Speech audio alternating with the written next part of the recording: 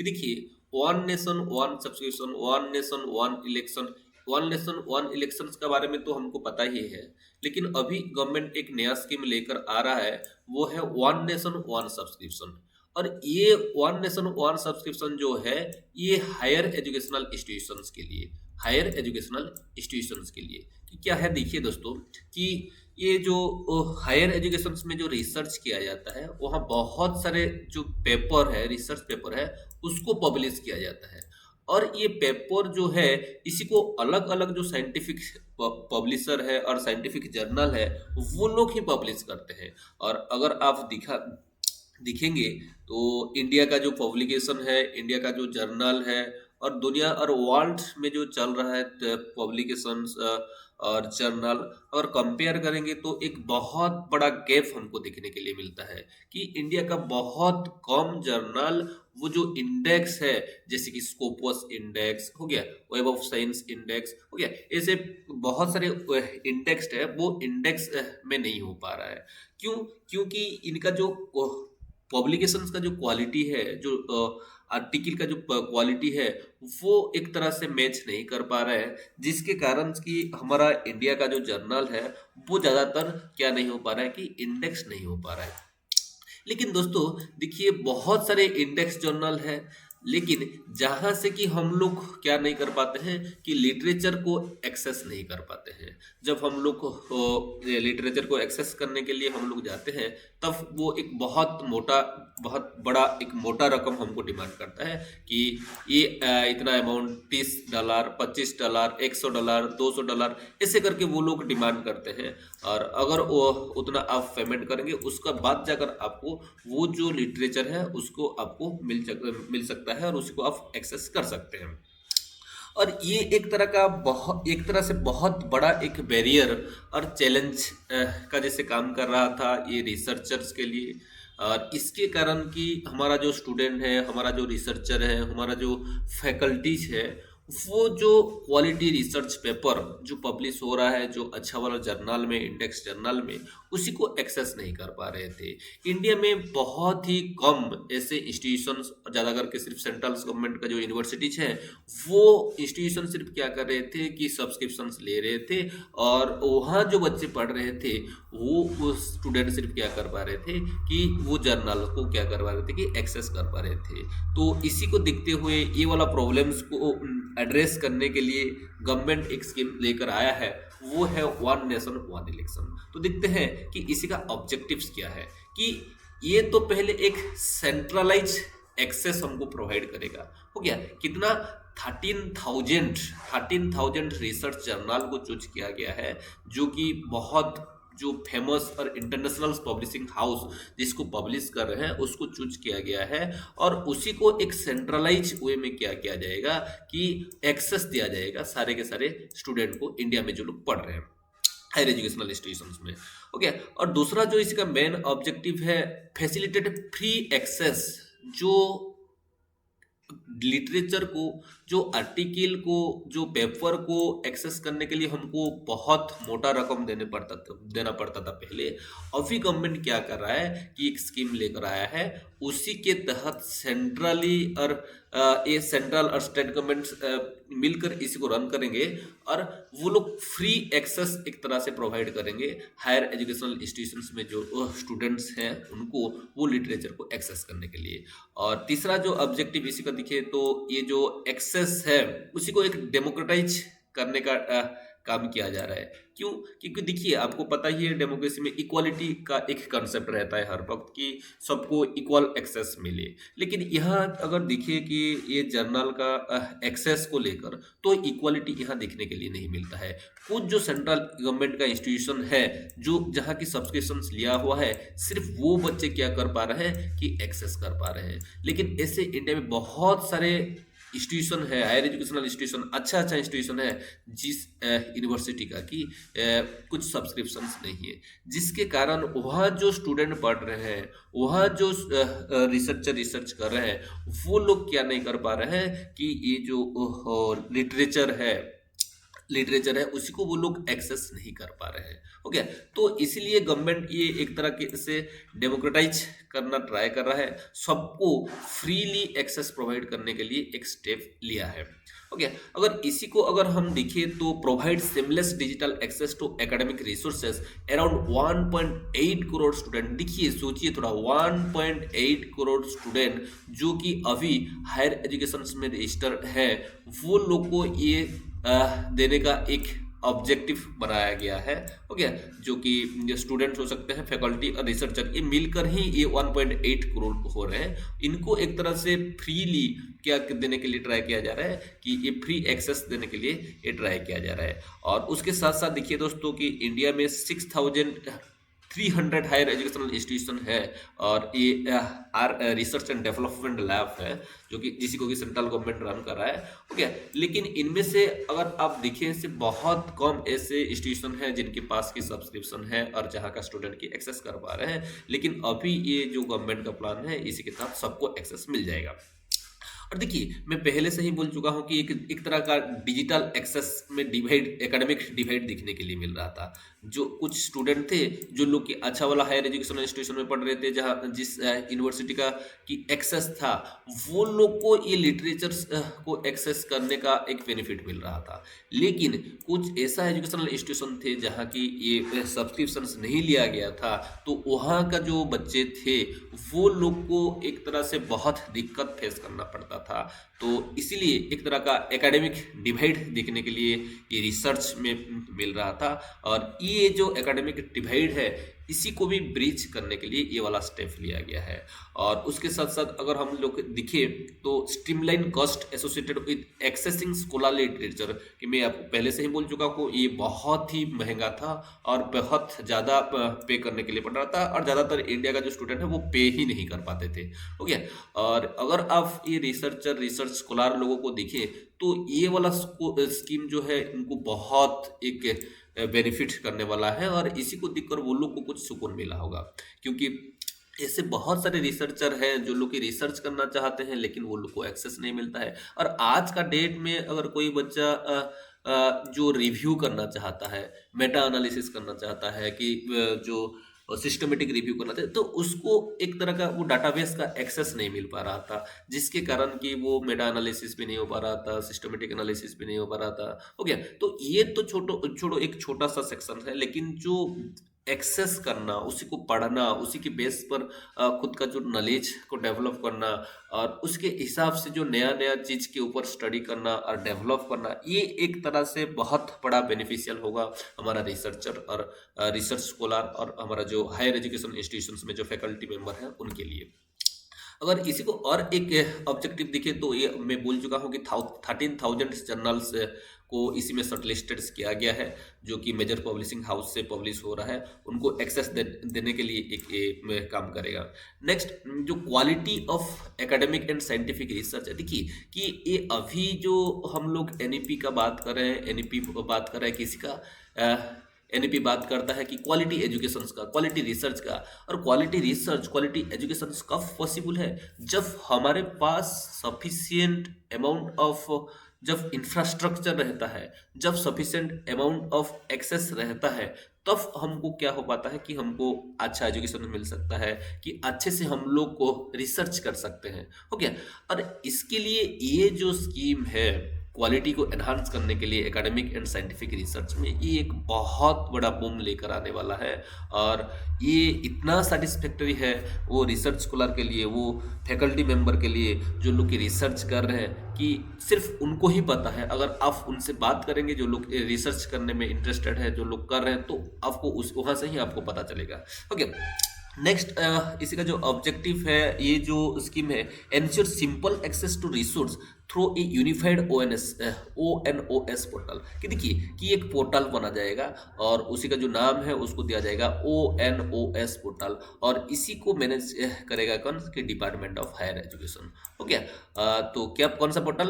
ONOS portal को manage करने वाला है कि डिपार्टमेंट ऑफ हायर एजुकेशन। और ये एक सिंपल वे में एक्सेस देने का काम करेगा ये portal. Next, conduct nation wide awareness, और उसके साथ साथ ये गवर्नमेंट भी nation wide awareness campaigning launch करने वाला है कि ये जो ONOS जो वन नेशन वन सब्सक्रिप्शन का जो बेनिफिट है उसी को मैक्सिमाइज करने के लिए कैसे ज़्यादा से ज़्यादा लोग इसी को एक्सेस कर सके, यूज कर सके। ओके, तो उसके लिए एक अवेयरनेस कैंपेनिंग भी गवर्नमेंट स्टार्ट करने वाला है।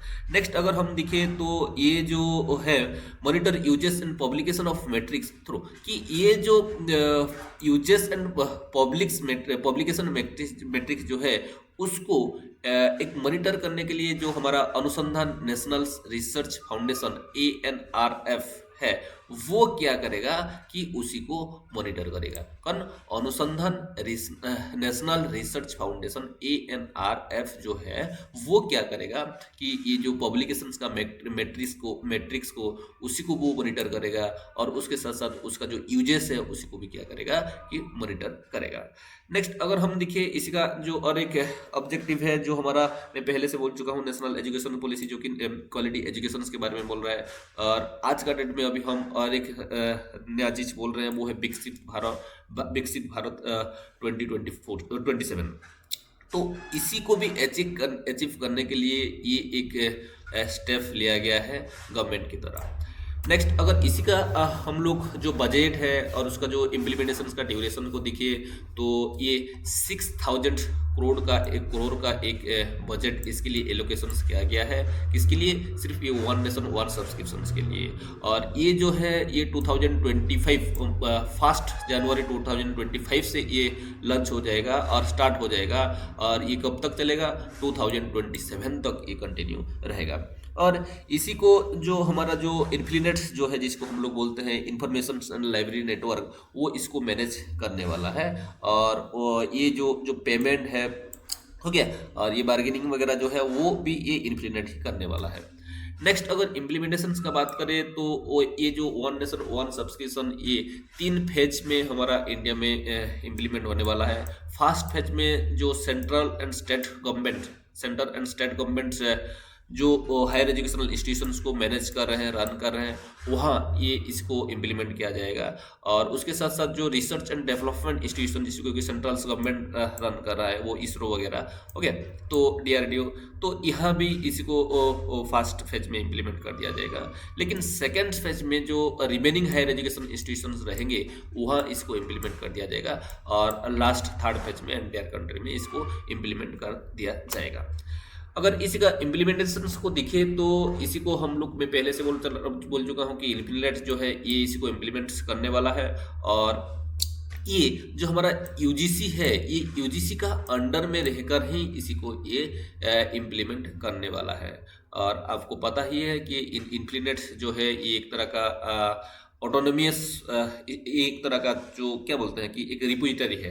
ओके, वो क्या करेगा? Is an autonomous inter university centre under university grants commission, ये इन्फिनेट, इसके बारे में तो आपको पता ही है। छोड़ो, देखिए कि ये जो ONOS इसी के थ्रू बहुत सारे इंटरनेशनल पब्लिशर को यहाँ सिलेक्ट किया गया है, जैसे कि Elsevier, Springer Nature, Wiley, Taylor and Francis, ये जो है ये सारे के सारे बहुत बड़े प्लेयर कि हमारा ये साइंटिफिक पब्लिकेशन में। और अभी एक नया नाम आ रहा है वो कौन सा है? पबमेड, जो कि ज़्यादातर साइंस का फील्ड में थोड़ा रहता है, उसी को भी शॉर्टलिस्टेड किया गया है। ओके, और ये ONOS पोर्टल के थ्रू आप ये सारे के सारे डाटाबेस का, ये सारे के सारे पब्लिशिंग हाउस का जो लिटरेचर है इसी को आप एक्सेस कर सकते हैं under the scheme of ONOS।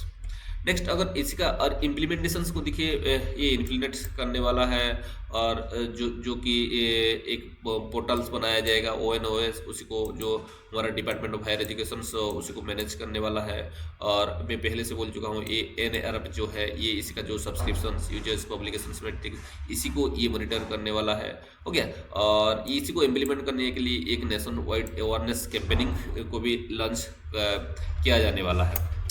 अगर इसी का ऑपरेशनल टाइमलाइन को अगर हम देखें तो ये 1 जनवरी से ही क्या हो जाएगा कि इंडिया में इफेक्ट हो जाएगा। तो देखिए कि इसी का अगर बैकग्राउंड को अगर हम देखिए कि ONOS का बैकग्राउंड को देखिए, इंडिया में अगर देखेंगे तो 2021 में एक बार क्वेश्चन पूछा गया था सेंट्रल गवर्नमेंट को पार्लियामेंट में कि आप ये ONOS जो है एक स्कीम है जो कि दुनिया भर में, उसको बैकग्राउंड में बोलूँगा पहले, बाद में बोलूँगा कि इसी को आप एडॉप्ट करने वाले हैं क्या, कि उस टाइम जो वो पूछा गया था उस टाइम गवर्नमेंट तो उसको एडॉप्ट करने के बारे में कुछ ऐसे नहीं बोला था, लेकिन वो बोला था कि हम लोग सोच रहे हैं, हम लोग को पायलट स्टडी कर रहे हैं और हम लोग क्या करने वाले हैं कि ये जो है कौन सा कि ONOS जैसे एक स्कीम हम लोग लेकर आने वाले हैं, ऐसे गवर्नमेंट वो किया था। अगर ये ONOS का अगर इंस्टीट्यूशन, इसका जो बैकग्राउंड है इसी को अगर हम देखें तो 2018 में इंटरनेशनल लेवल पर प्लान एस कहकर एक प्लान को लॉन्च कर दिया गया था, और ये प्लान्स को तो हमारा गवर्नमेंट जो है वो रिजेक्ट कर दिया था, इसको ऑप्ट नहीं किया था, मतलब इसको हम लोग एक्सेप्ट नहीं किए थे और खुद का ये लेकर आए हैं। ओके, ये प्लान के थ्रू क्या देखिए आज का डेट में अगर हम देखेंगे तो दो तरह का रूट है कि एक्सेस करने के लिए लिटरेचर को। एक तो आपको APC चार्जेस, गोल्ड रूट जिसको बोल रहे हैं कि हम लोग जो आर्टिकल है उसी को हम लोग APC चार्जेस देकर क्या करते हैं कि वो उसको एक्सेस करते हैं। और दूसरा वाला जो ग्रीन रूट है ये क्या होता है कि एक एम्बेर्गो टाइमलाइन होता है कि सोच लीजिए मैं एक रिसर्चर हूँ और मेरा पेपर पब्लिश हुआ है एल्जेवियर में, तो एल्जेवियर में देखो क्या बोलता है कि 2 साल तक आप इसी को कहाँ भी आपके हिसाब से पब्लिश नहीं कर सकते और रिलीज नहीं कर सकते। अगर कर रहे हैं तो कॉपीराइट का इशू आएगा और आपको नोटिस दिया जाएगा। तो इसीलिए क्या होता है कि जो रिसर्चर लोग होते हैं वो लोग पब्लिश तो उनका हो जाता है, लेकिन 2 साल तक वेट करते हैं उसको सोशल मीडिया में छोड़ने के लिए और उसी को वो लोग को एक्सेस देने के लिए लोगों को। ओके, ये एम्बेर्गो पीरियड जो है वो अलग अलग जर्नल का अलग अलग रहता है। ओके, और क्योंकि ये पोस्ट एम्बेर्गो तो उनको वेट करना पड़ता था, ये एक बहुत बड़ा चैलेंजेस हुआ करता था रिसर्चर्स के लिए। अगर रिसर्चर्स को दिखे तो रिसर्च यहाँ तो ग्रीन रूट के थ्रू ही क्या करता है कि एक्सेस करता है, और यहाँ भी वो बहुत प्रॉब्लम फेस कर रहे थे। किस तरह का प्रॉब्लम फेस कर रहे थे कि बहुत सारे ऐसे जर्नल थे जो लोग कि ये एम्बेर्गो टाइमलाइन जो है 5 साल 6 साल 7 साल 10 साल तक भी वो लोग ले रहे थे, और उसके बाद 10 आपका जब पब्लिश हो रहा है उसी का 10 साल बाद जाकर आप वही जो आपका आर्टिकल है और लिटरेचर है उसी को आप आपका हिसाब से प्रोवाइड कर सकते हैं। अगर आप उससे पहले किसी को शेयर करना चाहते हैं तो आपको क्या लगेगा, APC लगेगा। ठीक है, तो ये जो एक तरह का बहुत बड़ा कंसर्निंग चीज रहता था। और उसके बाद राइट रिटेंशंस, ये राइट रिटेंशंस जो है ये भी कॉपीराइट को लेकर ये भी एक बहुत बड़ा क्वेश्चंस क्रिएट किया जा रहा था कि आप तो पब्लिश करेंगे लेकिन उसका जो कॉपीराइट रहेगा किसी के पास, वो जो पब्लिशिंग हाउस के पास रहेगा। ओके, तो इस तरह का कुछ जो इशू है वो डिस्कस किया जा रहा था। अगर आज का डेट में जो ऑनगोइंग डिबेट हम लोग चल रहा है इसी को अगर हम देखें तो इंडिया के बारे में, तो इंडिया में कुछ लोग ऐसे थे जो लोग की बोल रहे थे कि नहीं कि ये जो गवर्नमेंट है गवर्नमेंट को APC चार्जेस दे देना चाहिए और ये स्टूडेंट्स लोगों को फ्री एक्सेस दिलवाना चाहिए। किसके लिए कि ये जो हमारा सब्सक्रिप्शन है उसका एक फ्री एक्सेस दिलवाना चाहिए। लेकिन और कुछ ग्रुप ऑफ प्रोफेसर थे जो लोग के बोल रहे थे कि नहीं कि हम लोग ये गवर्नमेंट का पब्लिक फंड से कभी भी ये पब्लिशिंग हाउस को पे नहीं कर सकते और हम लोग इस तरह का स्टेप नहीं ले सकते। ओके, लेकिन जो भी है फाइनली गवर्नमेंट ऑफ इंडिया एक स्टेप लिया और हम सभी को अभी वो फ्रीली लिटरेचर को एक्सेस कर पाने का एक बेनिफिट मिलने वाला है। ओके, जो कि बहुत ही एक इम्पोर्टेंट है। अगर हम लोग दिखे तो जो गवर्नमेंट इसका जो पायलट टेस्टिंग किया था तो उसी में इस तरह का बेहतरीन एक रिजल्ट दिखने के लिए मिला है। तो आपको अगर आप उसको दिखेंगे तो भी आपको एक सुकून मिलेगा कि गवर्नमेंट जब इसको लॉन्च किया था पायलट स्कीम के तहत तब 1.5 गुना 2 गुना तक क्या हो जा रहा था कि जो स्टूडेंट है उनका जो एक्सेस है वो बढ़ जा रहा था, उनका जो पब्लिकेशंस है वो बढ़ जा रहा था, और उसके साथ साथ जो जो इंडेक्स जर्नल है वो भी बढ़ता जा रहा था। तो सोचिए एक पायलट स्टडी में अगर 2-3 गुना बढ़ा हुआ है, तो मेरे को लगता है कि जब हमको ये कंप्लीटली एक्सेस मिल जाएगा तो ये 5-10 गुना तक ये बढ़ने वाला है। लिटरेचर्स का जो पब्लिकेशन और उसके साथ साथ उसी का जो एक्सेस हो गया और इंडेक्स, ये सब कुछ बढ़ने वाला है इंडियन रिसर्चर लोगों का।